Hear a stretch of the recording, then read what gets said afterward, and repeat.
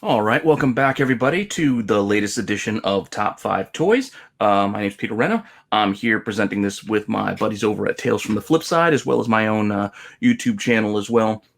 Just under my name if you want to find me. But yeah, so I'm just back with another list of toys for you guys. I've been getting a lot of great suggestions from people of toy lines they want to see covered, and I promise I will get to them all because I want to do them all as well. I love toys, so why not spend a few minutes just talking about all of them. I really wanted to do, if you can look behind me, I really wanted to do Star Wars, but I felt like I've done so much Star Wars this week that it might have really, really been overkill. So I decided to shift focused, and not only shift focus from more of the modern things that I've kind of covered with the newer GI Joe Classified and the Marvel Legends, like the retro series. Even though they're retro, they're still a recent run of toys. I figured I'd shift focus from that. I'm going to go back this week and do something that is near and dear to my heart, and I'm sure a few of you out there that are as old as me can remember, are the original Shogun Warriors line. And I'm talking about the big guys.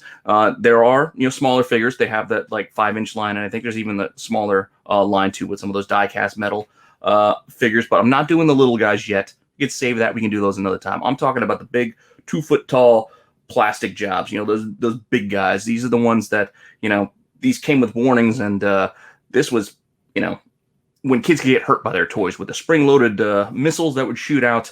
Everybody was terrified that the kid was going to choke on a missile that got fired out of a robot's hand, but we had them anyway. I know it was the 70s and early 80s.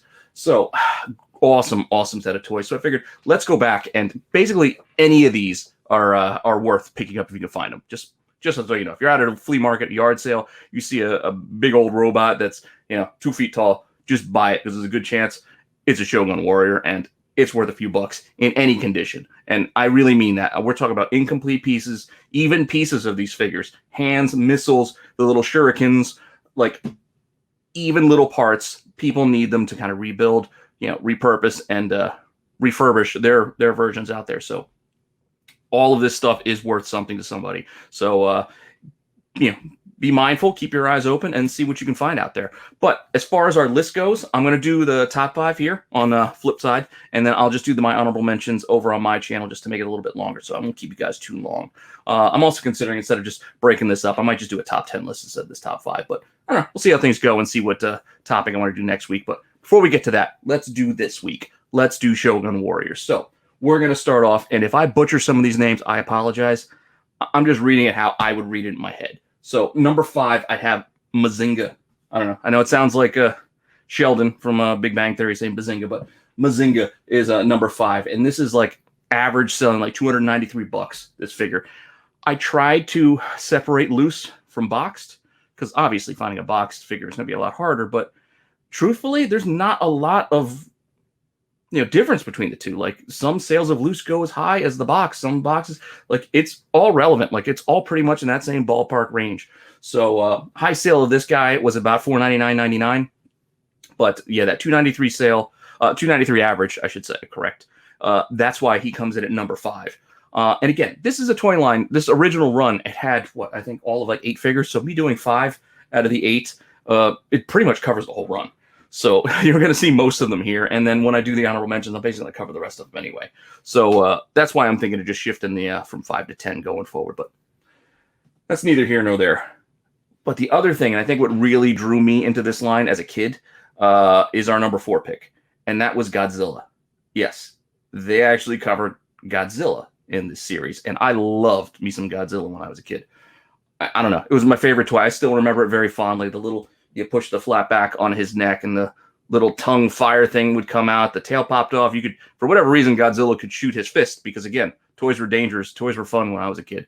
So you could shoot Godzilla's fist at his enemies. It was cool. It was the coolest toy I had when I was growing up. I remember I used to have him fighting the Kraken from the Clash of the Titans series. I don't know if you remember that one because that was a cool toy as well. But again, that's another video. But Godzilla, this is about, and there's a lot of them out there, but they all sell. And it's not easy to find cheap. So this is like $316, $317 on average. But I've seen this thing sell for as high as like $600 bucks. So it's not cheap.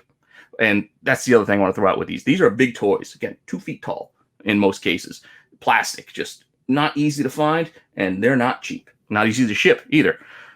But so number 4, Godzilla. awesome. One of my favorites. I wish he was higher in the list, but I'm going off of the average sale prices. That's how I'm breaking this down. That's why I have what it is. And this is the most recent data that I could find. The most recent data that I have is what I'm basing this on. So this is as of this week, this first week of December.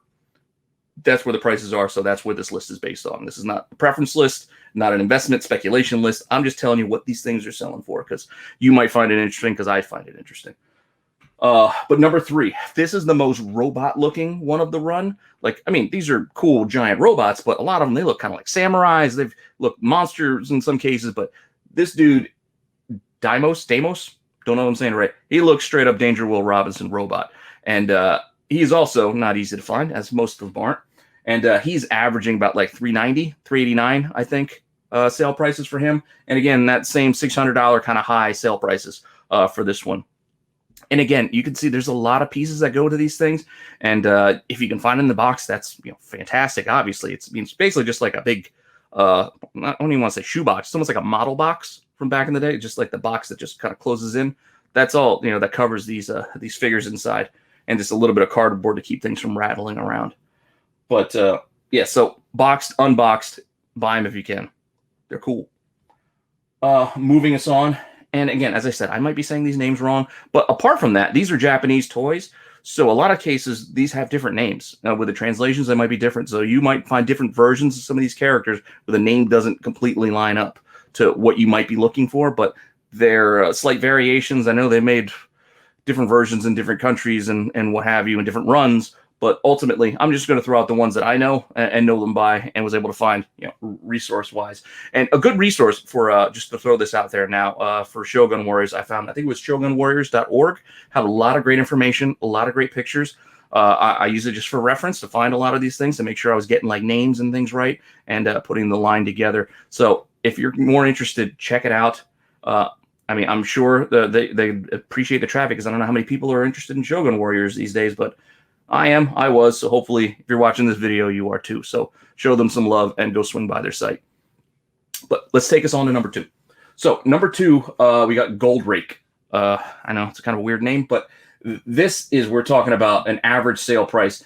And the sales for these, because maybe I think they're a little harder to find, so there's not as much volume as there are, like Godzilla, as I said. There were dozens of sales of Godzilla over the last couple of months that I can find on eBay, and I could give a good solid sales estimate because there's a lot of information. Not to say that the sales information here is weaker. It's just there aren't as many sales for Goldrake as there are, for the Godzilla. But he's still averaging close to that $600. I think it was $588. Yeah, $588 is what I got when I averaged out all the sale prices on this one, and high sale of a little over $1,000. So this ain't chump change. This is some money we're talking about here for some of these figures. And cool figure. He looks a lot like the first on the list, Mozinga, but you can tell the little bit of the difference here with the yellow coming out the sides. And I can't believe how much these sell for these days because I had these all when I was a kid, and I'm pretty sure my dad and we just got rid of them at the flea market for nothing to clear out the attic and garage space. But what are you gonna do? I'm not the only kid who got rid of all his old toys prematurely. I guess I should have had more nostalgia, more sentimentality. But hey, it is what it is. I still appreciate them and can look back on them fondly now. And if I can find them again, get them again. If not, memories are always there.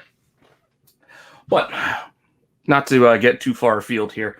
Our number 1, going to our number 1 pick, going back to Godzilla, Rodan. This thing, I had this was awesome. I love using this thing. It's just like some huge monster to fight my G.I. Joes. It was just, the scale of it was pretty cool. The wings, it was like out to here, like it was a badass figure. I gotta say, the rubber bands, I will say the rubber bands did not last forever, as rubber bands tend to break. And we're not talking about the little, the little black ones in the G.I. Joes with the waist. These were like straight up just regular old rubber bands, like packaging rubber bands basically that had the wings work. You would have to kind of clench your fist and it would make the the wings flap and all that. Those rubber bands didn't last forever, so it was tough trying to find replacements and try to figure out how to weave them in and out to get your toy to work again. But this figure, again, this one hits our number 1 because it's by far and away most expensive, I guess. So averaging about 931 bucks for this boxed, unboxed. We're talking complete, incomplete. All of them sell, but high sales, and I think this is high sales with a boxed one, is close to 2,200 bucks. So $2,200 for a Rodan figure. I don't even want to say figure because again, these things are big. These are 2 feet. These aren't little toys. These are big toys. So I don't know how the hell I had all of them, where I stored them all, but I guess, yeah, I was an only child until I was 10, so I had a lot of extra space in the house, so I was spoiled. But there's our top 5 list. That was our number 1, Rodan. Hopefully you enjoyed this. Come back next week. Maybe I move it up to 10. And, thanks for stopping by. Check out all the other cool stuff we got here on Tales from the Flip Side. But I'll be back next week. I'm not sure what toy line I'm going to cover next, but I got a lot of great suggestions. Some modern, but when I really get into the older stuff, that's when it starts hitting me in the feels. So I want to talk about Visionaries. I want to talk about Muscles. I want to hit the Wheel Warriors and the old school Joes and Transform. There's so many cool toy lines that we can get to that I can't wait to do more of these.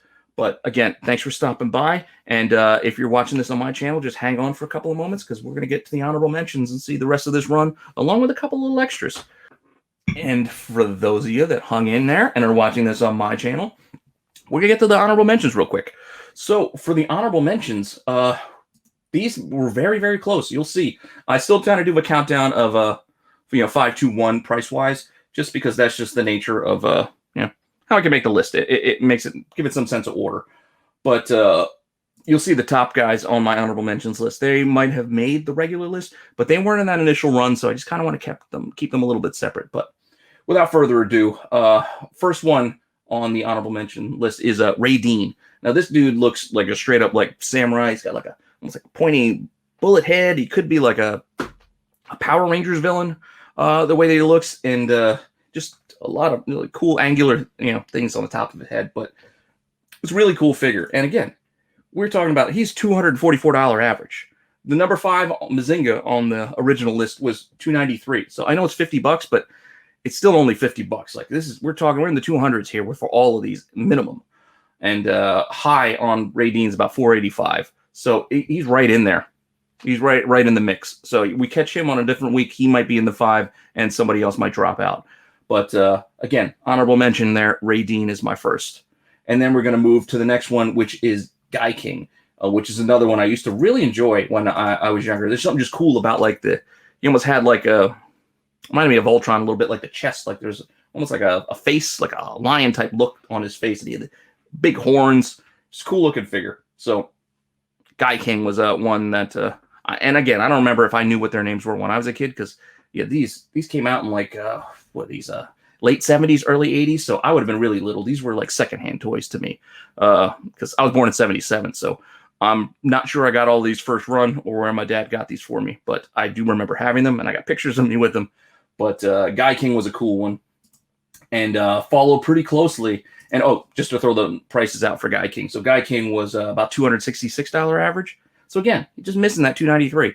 And he had a high of $525. So he had a higher sale than the high for Mozinga. But, what are you going to do? Average is where I went with. So that's how I made my list. But Guy King, definitely, he was worthy of making that top 5. So that's kind of why I want to do the rest here on the honorable mentions. Which brings us to our last of the original run, and very, very close contender to make the original list. And this is Dragoon. This is the red figure. You might see it a lot. It's one of the ones, I think, the more iconic looking figures that's distinct in its own. Red, he had the spikes come out of the top of his head. He fired the shurikens, like the little ninja star looking things. And you can find those things. Those things sell. If you can just find the little shurikens, they can be mixed in with other people's leftover toys, but people will pay good money for just those little extra pieces and the missiles and things like that. This is something you need to be aware of. I mean, it's tough. It's a lot of information to take in, but if you're knowledgeable enough, you pay enough attention, you might be able to make yourself a few bucks just by picking through somebody else's leftovers. You can get this kind of stuff for free because people just throwing it away and giving it away because they're leftovers. They're broken pieces or missing pieces. But Dragoon, however you want to say it, $283 average. High sales about $500. Again, that $499.99 seemed to be a consistent price for some of these. So again, he could have made the list, but just got edged out. which takes us to our next honorable mention. And this one wasn't part of the original line. This came a little bit later. This was a character called Kamen Rider, and I believe it was based on like a Japanese show that was over there. It's almost like an Ultraman type.